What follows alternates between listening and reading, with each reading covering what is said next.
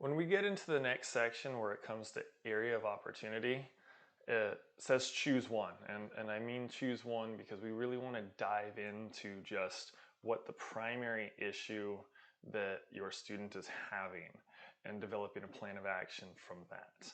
So the first thing we're going to go over is just the area of opportunity of stress. And so all you're going to do is click on the little on button here and it's going to populate the questions. So you can see just real quick, if I click off, they disappear, click on, and then there they are.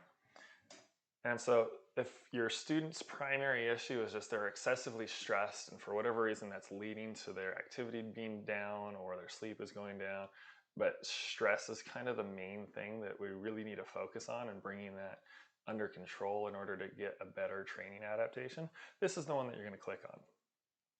So we're going to get some basic questions. What's their current stress level? And you're going to see this little box where it says average and peak. So what's their average stress?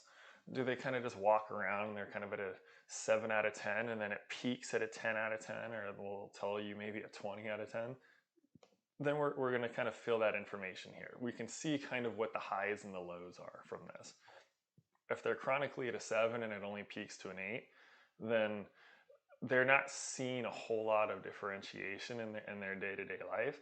And so that may lead to different action steps in the future when you go to develop that plan versus somebody who averages a 2 and they peak at a 10. What are those 10s? How do we address those? Next question is, do you have a mindfulness practice? This is a simple yes or no question. This is just kind of an idea, and it's not specifically mindfulness in the sense of mindfulness meditation specifically, but this is like a meditation practice question in general. Do you do anything where you're more mindful and specifically intentional about your thoughts, about journaling, about any number of different methodologies, whether they're religious and they go to prayer, or if they like to write down in a journal, if they like to use art, or if they go on a walk or play music. That's what I mean by a mindfulness practice. It's something that is calming and soothing in a way that it is mostly mental in its outcome. Moving to the next block, you're going to look at the primary stressors.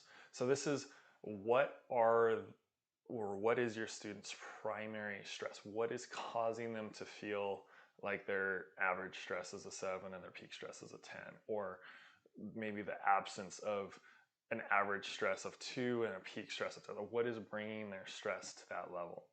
So we want to figure that out and kind of get a little bit of context around it. Is it their business? Is it family? Is it something unrelated to those? Combination of both?